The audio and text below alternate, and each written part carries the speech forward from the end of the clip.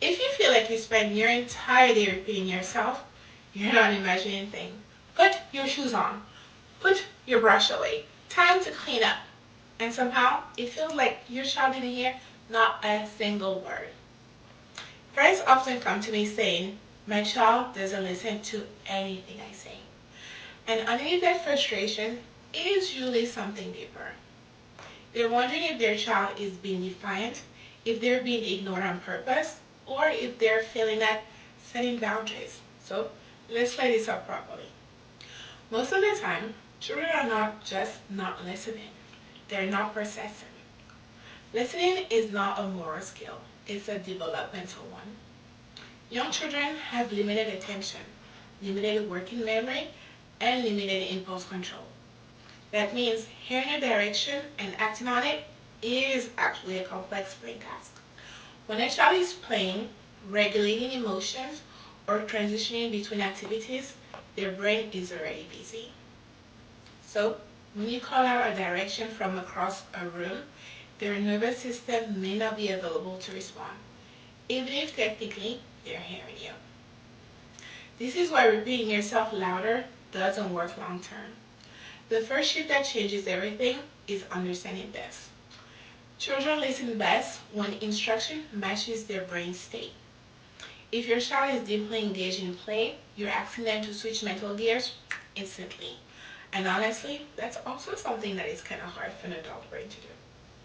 So instead of giving instructions or directions from a distance, the most effective approach is connection before correction. That means you get close, you make eye contact, and you say their name. Then you give the direction. This simple change increases follow through dramatically.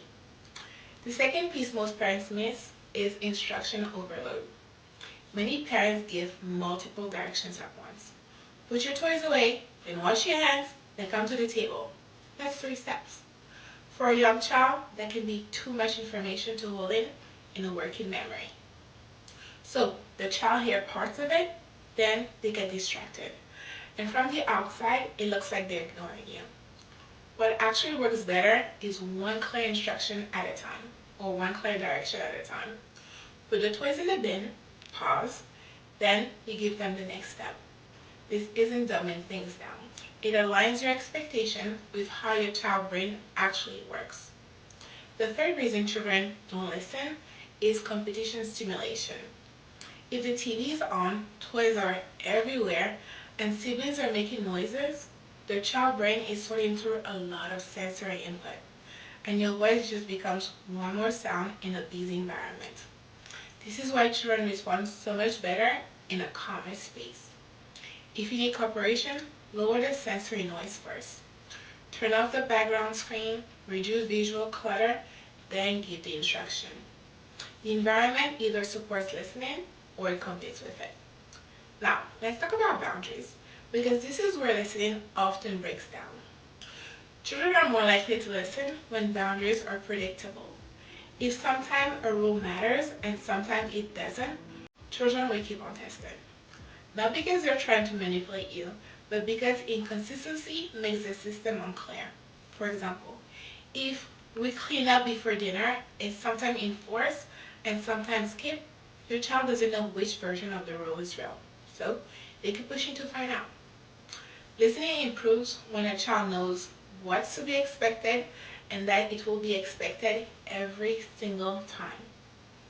Another piece parents don't always realize is how often they repeat themselves. When children learn that they don't have to respond the first time, they wait for the third or the fourth reminder. And that method trains slow compliance. A more effective pattern is you give one direction at a time, you wait a few seconds, then you follow through physically if needed. Not with anger, but with calm presence. For example, shoes on, pause. Then you move closer and you help them begin. This teaches the child that directions matter the first time. Not because you're scary, but because the system is consistent. Now, let's talk about what not to rely on. Threats, bribes, and yelling can get short-term compliance, but they don't build the skills for listening. they build fear or external motivation.